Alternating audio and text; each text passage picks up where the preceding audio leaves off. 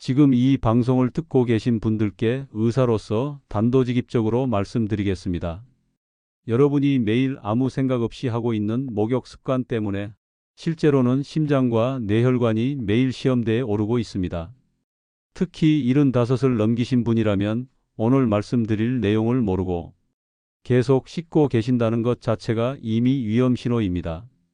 저는 겁을 주려고 이 말을 하는 게 아닙니다. 병원에서 너무 많이 봤기 때문에 드리는 경고입니다. 저는 진료실에서 겨울만 되면 비슷한 환자분들을 반복해서 만납니다. 보호자분들은 늘 같은 말씀을 하십니다. 선생님, 아침까지는 멀쩡하셨습니다. 평소처럼 씻고 나오시다가 갑자기 쓰러지셨어요.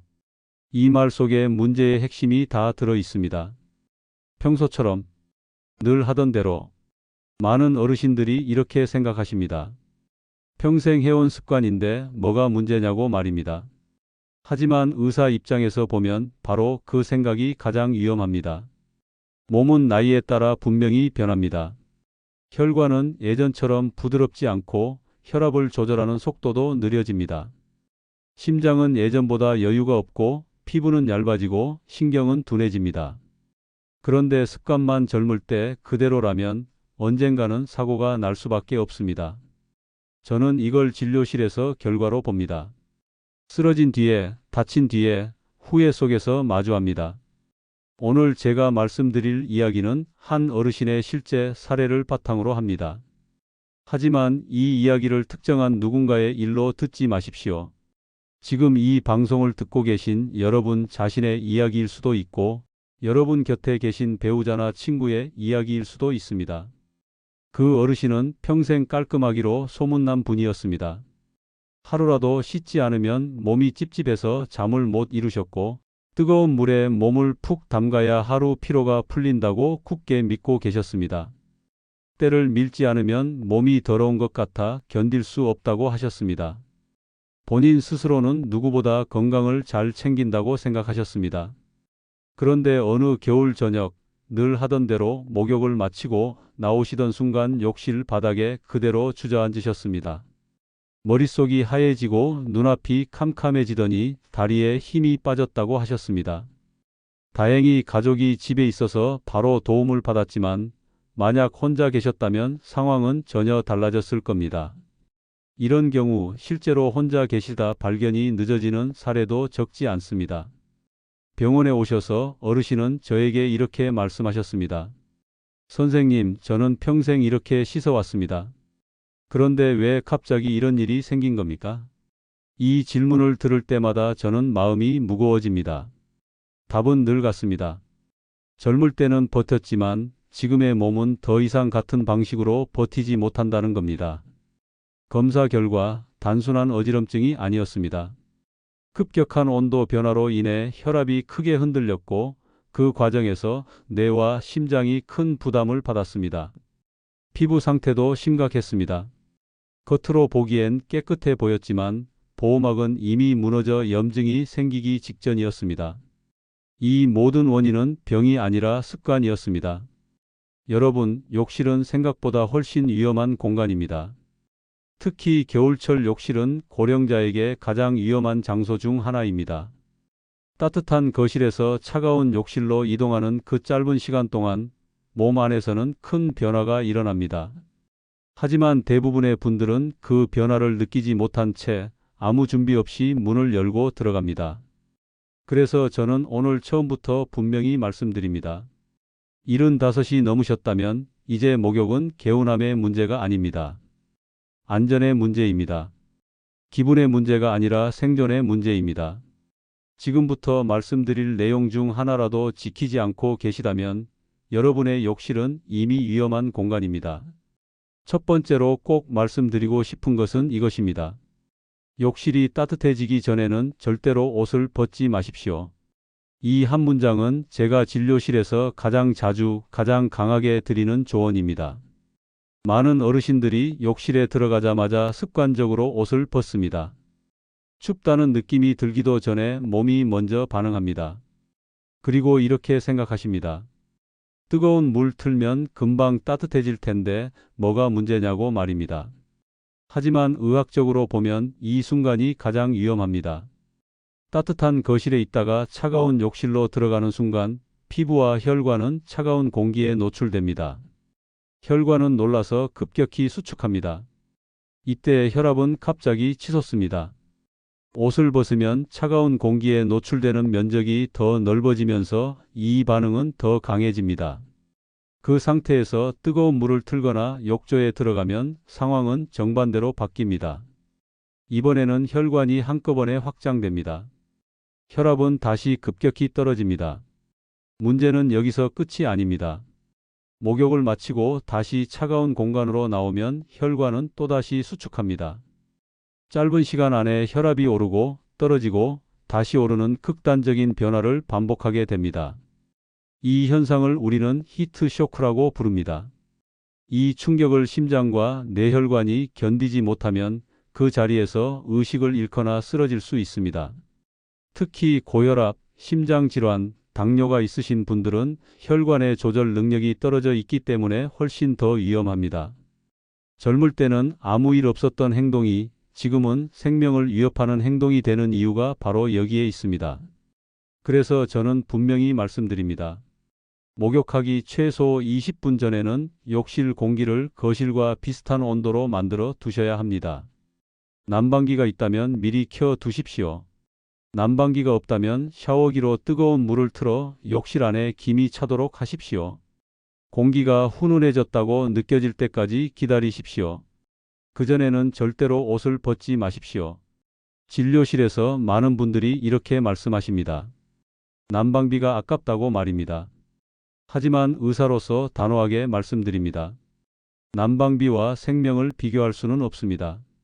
몇 분의 준비가 평생의 사고를 막을 수 있다면 그건 아까운 비용이 아니라 반드시 필요한 안전장치입니다. 이제 두 번째로 꼭 짚고 넘어가야 할 습관입니다. 식사 후 바로 목욕하는 행동입니다. 이 습관은 생각보다 훨씬 많은 어르신들이 가지고 계십니다. 밥을 먹고 나면 몸이 더부룩하니 씻고 나와야 개운하다고 느끼십니다. 하지만 의학적으로 보면 이건 몸을 가장 불안정한 상태로 만드는 행동입니다. 식사를 하면 우리 몸의 혈액은 소화를 위해 위장으로 집중됩니다. 이것은 정상적인 생리 반응입니다. 하지만 나이가 들수록 혈액을 빠르게 다른 장기로 재배치하는 능력은 떨어집니다. 이런 상태에서 뜨거운 물에 들어가면 체온이 올라가면서 피부 쪽 혈관도 열립니다. 그러면 혈액은 위장과 피부로 동시에 분산됩니다. 그 결과 가장 중요한 뇌로 가야 할 혈액이 부족해집니다. 이때 어지러움, 눈앞이 캄캄해지는 느낌, 심장이 두근거리는 증상이 나타납니다. 심한 경우 그대로 정신을 잃고 쓰러질 수 있습니다. 특히 혈압약이나 당뇨약을 복용 중이신 분들은 이런 조절 능력이 더 떨어져 있기 때문에 위험은 훨씬 커집니다. 그래서 저는 늘 같은 조언을 드립니다. 식사 후에는 반드시 1시간 이상 기다리십시오. 밥을 드셨다면 바로 욕실로 가지 마시고 소화가 어느 정도 진행될 시간을 주셔야 합니다. 이 1시간의 여유가 뇌와 심장을 보호합니다. 지금까지 말씀드린 두 가지 욕실 온도와 식사 후 목욕, 이 두 가지만 제대로 지켜도 욕실에서 발생하는 급성사고의 상당 부분은 예방할 수 있습니다. 하지만 아직 중요한 이야기가 더 남아 있습니다. 다음 파트에서는 탕에서 일어나는 순간 왜 많은 어르신들이 쓰러지는지, 그리고 평생 해오던 때미는 습관이 왜 노년의 피부를 망가뜨리는지에 대해 의사로서 더 자세히 설명드리겠습니다. 지금 이 순간 여러분의 욕실을 한번 떠올려 보십시오. 오늘 저녁 목욕을 하시기 전에 제가 드린 이 말을 꼭 기억하시기 바랍니다.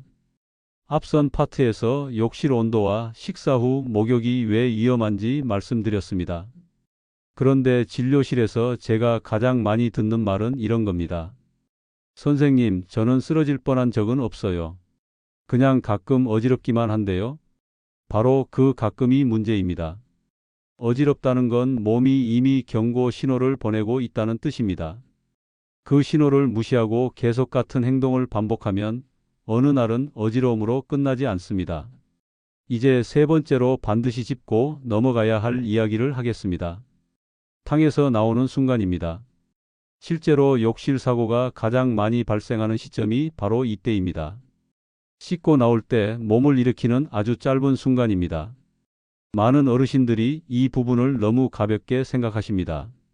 그냥 일어나는 거 아니냐고 말입니다. 하지만 의사 입장에서 보면 이 순간은 혈압과 중력이 동시에 작용하는 가장 위험한 구간입니다. 뜨거운 물에 일정 시간 몸을 담그고 있으면 혈관은 자연스럽게 늘어나고 혈압은 내려간 상태가 됩니다. 이건 정상적인 반응입니다. 문제는 그 다음입니다.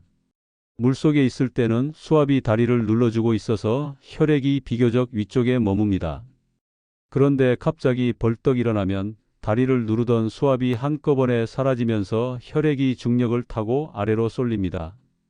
이때 뇌로 가야 할 혈액이 순간적으로 부족해집니다. 젊은 사람이라면 심장이 빠르게 반응해서 다시 혈액을 끌어올립니다. 하지만 어르신들의 심장과 혈관은 그 반응 속도가 느립니다. 그래서 눈앞이 캄캄해지고 균형을 잃고 그대로 넘어지는 겁니다. 이 현상을 기립성 저혈압이라고 합니다. 이름이 어렵다고 느끼실 필요는 없습니다. 중요한 건 이건 병이 아니라 상황이라는 점입니다. 즉, 행동을 바꾸면 막을 수 있다는 뜻입니다. 진료실에서 제가 만난 어르신들 중 상당수가 이렇게 말씀하십니다.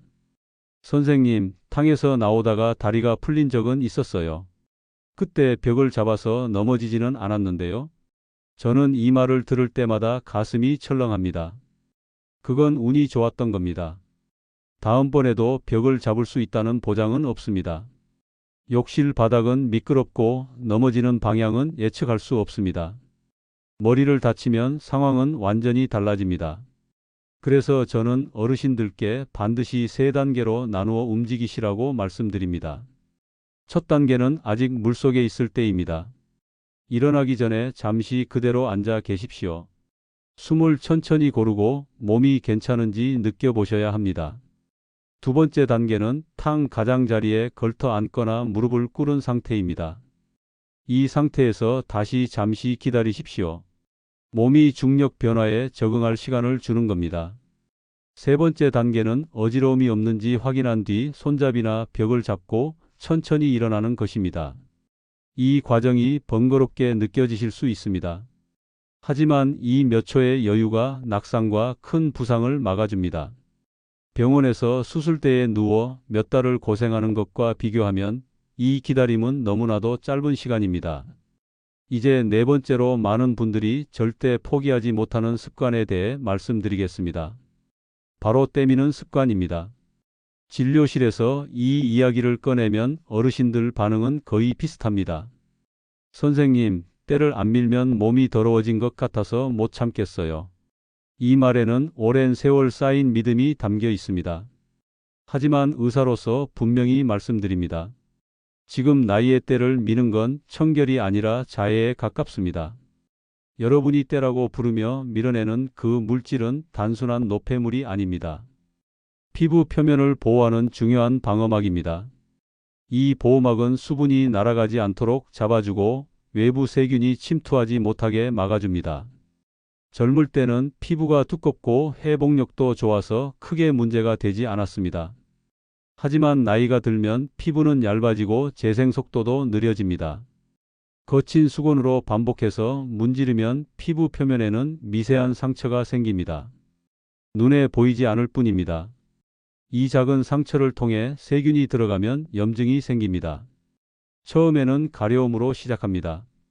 가려우니 긁습니다. 긁으면 상처가 깊어집니다.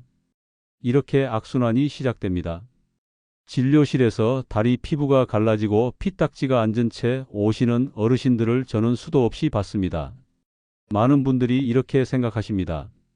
때를 밀어서 가려운 게 아니라 가려우니까 때를 미는 거라고 말입니다. 하지만 실제로는 정반대입니다. 때를 밀었기 때문에 피부가 망가졌고 그래서 더 가려운 겁니다. 이 사실을 받아들이는데 시간이 걸릴 수 있습니다.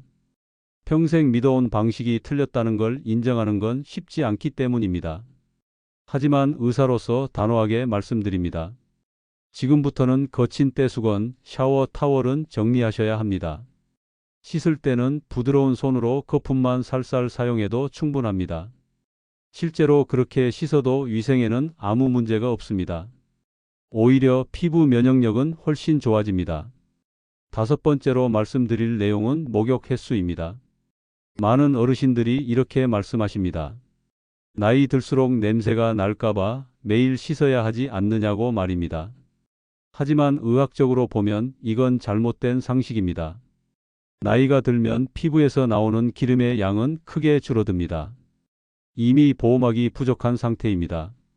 이 상태에서 매일 뜨거운 물과 비누로 전신을 씻으면 남아있던 보호막마저 사라집니다. 그 결과 피부는 더 건조해지고 가려움은 심해지고 염증에 취약해집니다. 냄새가 걱정된다면 전신을 매일 씻을 필요는 없습니다. 땀이 많이 나는 부위만 부분적으로 관리해도 충분합니다. 전신 목욕은 일주일에 두세 번이면 위생상 전혀 문제가 없습니다. 진료실에서 제가 실제로 처방해 드리는 것 중 하나는 약이 아니라 목욕 횟수를 줄이라는 조언입니다. 비싼 연고보다 목욕 습관을 바꾸는 것이 훨씬 큰 효과를 냅니다. 많은 어르신들이 처음에는 불안해 하시지만 몇 주만 지나면 가려움이 줄고 피부가 편해졌다고 말씀하십니다. 이제 여기서 한 가지 더 중요한 경고를 드려야 합니다. 당뇨가 있으신 분들입니다. 당뇨를 오래 앓으신 분들은 말초 신경이 둔해집니다. 특히 발의 감각이 떨어집니다. 그래서 뜨거운 물에 발을 넣어도 심하게 뜨겁다고 느끼지 못하는 경우가 많습니다. 이 상태에서 물 온도를 발로 확인하는 건 매우 위험합니다. 실제로 병원에서는 작은 화상으로 시작해서 큰 상처로 이어지는 사례를 자주 봅니다. 문제는 당뇨 환자분들은 상처가 잘 아물지 않는다는 점입니다. 작은 물집 하나가 괴사로 이어지는 경우도 있습니다. 그래서 저는 당뇨가 있으신 분들께 반드시 말씀드립니다. 물 온도는 발이 아니라 팔꿈치로 확인하시거나 눈으로 확인하십시오. 이건 선택이 아니라 필수입니다. 지금까지 말씀드린 내용을 들으시면서 이런 생각이 드실 수도 있습니다. 선생님, 씻는 게 이렇게 복잡합니까? 예전에는 그냥 들어가서 씻었는데요. 맞습니다. 예전에는 그랬습니다. 하지만 몸이 달라졌다면 방식도 달라져야 합니다. 저는 이걸 불편함이 아니라 적응이라고 말하고 싶습니다. 다음 파트에서는 그렇다면 실제로 하루 일과 속에서 목욕을 어떻게 배치해야 하는지 안전한 목욕 순서를 의사 입장에서 하나씩 정리해 드리겠습니다. 그냥 원칙이 아니라 그대로 따라 하실 수 있는 현실적인 방법을 말씀드리겠습니다. 이제 많은 분들이 가장 궁금해하시는 질문으로 넘어가겠습니다. 그래서 선생님, 도대체 어떻게 씻어야 안전하다는 겁니까? 원칙은 알겠는데 실제 생활에서는 어떻게 해야 할지 모르겠다는 말씀을 진료실에서 정말 많이 듣습니다. 그래서 이번에는 이론이 아니라 실제로 그대로 따라 하셔도 되는 안전한 목욕 흐름을 의사 입장에서 하나씩 정리해 드리겠습니다. 먼저 가장 중요한 전제부터 말씀드리겠습니다. 목욕은 즉흥적으로 하는 행동이 아닙니다. 젊을 때처럼 몸이 찌뿌둥하다고 바로 욕실로 가는 방식은 이제 위험합니다. 목욕은 준비가 필요한 일정입니다. 이 생각부터 바꾸셔야 합니다. 안전한 목욕의 첫 단계는 욕실이 아니라 거실에서 시작됩니다. 씻기 전에 반드시 하셔야 할 일이 있습니다. 바로 물을 한 컵 마시는 겁니다. 미지근한 물이면 충분합니다. 나이가 들수록 몸속 수분은 쉽게 부족해지고 혈액은 끈적해집니다. 이런 상태에서 뜨거운 물에 들어가면 혈압 변화에 더 취약해집니다. 목욕 전에 물을 마시는 것만으로도 혈액순환 부담을 크게 줄일 수 있습니다. 그 다음으로 해야 할 일은 욕실을 데우는 겁니다. 앞서 말씀드렸듯이 목욕하기 최소 20분 전에는 욕실 공기를 따뜻하게 만들어 두셔야 합니다. 난방기가 있다면 미리 켜 두시고 없다면 샤워기로 뜨거운 물을 틀어 욕실 안에 김이 차도록 하십시오. 중요한 건 공기입니다. 물이 아니라 공기가 따뜻해야 합니다. 욕실 문을 열었을 때 찬 기운이 느껴지지 않아야 합니다. 이 시간이 아깝게 느껴질 수 있습니다. 하지만 저는 의사로서 분명히 말씀드립니다. 이 준비 시간이 여러분의 생명을 지키는 가장 중요한 단계입니다. 실제로 욕실 사고의 상당수는 2단계를 무시했을 때 발생합니다. 이제 욕실에 들어갈 차례입니다. 욕실에 들어가서도 서두르지 마십시오. 바로 옷을 벗지 마시고 잠시 공기를 느껴보십시오. 춥지 않다는 느낌이 들면 그때 천천히 옷을 벗으시면 됩니다. 그리고 바로 욕조로 들어가는 것도 피하셔야 합니다. 먼저 샤워기로 발끝부터 천천히 물을 적시십시오. 심장에서 가장 먼 곳부터 물을 적셔주는 겁니다. 이렇게 하면 몸이 물 온도에 서서히 적응할 시간을 갖게 됩니다. 갑자기 전신이 뜨거운 물에 노출되면 심장과 혈관이 놀랍니다. 이 과정은 생각보다 중요합니다. 욕조에 들어가실 때는 반드시 물 온도를 확인하십시오. 특히 당뇨가 있으신 분들은 절대로 발로 확인하지 마십시오. 팔꿈치를 사용하시거나 손으로 천천히 확인하십시오. 뜨겁다가 아니라 따뜻하다는 느낌이면 충분합니다. 목욕은 뜨거울수록 좋은 게 아닙니다. 오히려 위험해집니다. 탕에 들어가서도 전신을 담글 필요는 없습니다. 명치 아래까지만 담그는 반신욕이 가장 안전합니다. 어깨까지 푹 담그면 물의 압력이 가슴을 눌러 심장에 부담을 줍니다. 특히 심장 질환이 있거나 숨이 찬 경험이 있는 분들은 반드시 반신욕을 선택하셔야 합니다. 목욕 시간도 중요합니다. 오래 담그는 것이 피로를 더 풀어주는 것 같지만 실제로는 혈압을 과도하게 떨어뜨립니다. 저는 어르신들께 항상 10분을 넘기지 말라고 말씀드립니다. 시간을 재기 어렵다면 욕실에 들어가서 노래 한두 곡이 끝날 정도라고 생각하시면 됩니다. 이제 씻는 방법에 대해 말씀드리겠습니다. 여기서도 중요한 건 덜어내는 겁니다. 더 열심히 씻는 게 아니라 필요한 만큼만 씻는 겁니다. 비누나 세정제를 충분히 거품 내서 겨드랑이, 사타구니, 발가락 사이처럼 땀이 많이 차는 부위만 부드럽게 씻으십시오. 팔과 다리는 거품이 흘러내리면서 자연스럽게 씻기는 정도면 충분합니다. 거친 타월이나 떼수건은 필요 없습니다. 오히려 피부를 망가뜨립니다. 손으로 부드럽게 문지르는 것만으로도 위생에는 문제가 없습니다. 실제로 이렇게 씻는 분들이 피부 상태는 훨씬 안정적입니다. 목욕을 마치고 나오는 순간이 다시 한번 중요합니다. 앞서 말씀드린 3단계 반드시 기억하십시오. 물속에서 잠시 멈추고 가장자리에 앉아 다시 기다리고 어지러움이 없는지 확인한 뒤 천천히 일어나십시오. 이 과정에서 조금이라도 어지럽다면 무리하지 마시고 다시 앉으셔야 합니다. 잠깐의 자존심 때문에 크게 다칠 필요는 없습니다. 욕실에서 나오실 때 수건으로 몸을 닦는 방법도 중요합니다. 문지르지 마시고 톡톡 두드리듯이 물기를 제거하십시오. 피부를 긁는 행동은 염증을 부릅니다. 그리고 여기서 많은 분들이 놓치는 가장 중요한 단계가 있습니다. 바로 보습입니다. 목욕을 마치고 나오는 순간부터 피부의 수분은 빠르게 날아갑니다. 이 시간을 저는 보습의 골든 타임이라고 부릅니다. 욕실에서 나오자마자 바로 보습제를 바르셔야 합니다. 비싼 제품일 필요는 없습니다. 약국이나 마트에서 파는 대용량 로션이면 충분합니다. 중요한 건 가격이 아니라 양과 타이밍입니다. 보습제를 아끼지 말고 충분히 바르십시오. 욕실 안에서 바르는 것도 좋은 방법입니다. 피부가 아직 촉촉할 때 바르면 수분을 피부 안에 가둘 수 있습니다. 이 습관 하나만으로도 가려움과 피부 갈라짐은 크게 줄어듭니다. 이제 진료실에서 가장 자주 받는 질문 몇 가지에 대해 미리 답해 드리겠습니다. 첫 번째 질문입니다. 선생님, 나이 들면 냄새가 난다고들 하는데 매일 안 씻어도 괜찮습니까? 이 질문 정말 많이 받습니다. 결론부터 말씀드리면 매일 전신을 씻지 않아도 괜찮습니다. 흔히 말하는 노인 냄새는 땀 때문이 아닙니다. 환기, 옷 관리, 침구 관리가 훨씬 중요합니다. 속옷을 매일 갈아입고 방을 자주 환기시키고 땀이 많이 차는 부위만 관리해도 냄새 문제는 충분히 해결됩니다. 오히려 매일 전신을 씻으면 피부가 건조해지면서 냄새가 더 심해지는 경우도 있습니다. 두 번째 질문입니다. 보습제는 어떤 걸 써야 합니까? 비싼 걸 사야 합니까?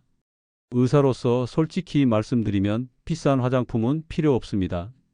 성분이 단순한 대용량 제품이 오히려 좋습니다. 아끼지 않고 자주 바를 수 있기 때문입니다. 비싼 걸 조금 바르는 것보다 저렴한 걸 충분히 바르는 게 훨씬 낫습니다. 세 번째 질문입니다. 혼자 사는데 만약 목욕하다 쓰러지면 어떻게 합니까? 이 질문은 정말 중요합니다. 혼자 생활하시는 분이라면 몇 가지 원칙을 반드시 지키셔야 합니다. 첫째, 욕실 문은 잠그지 마십시오.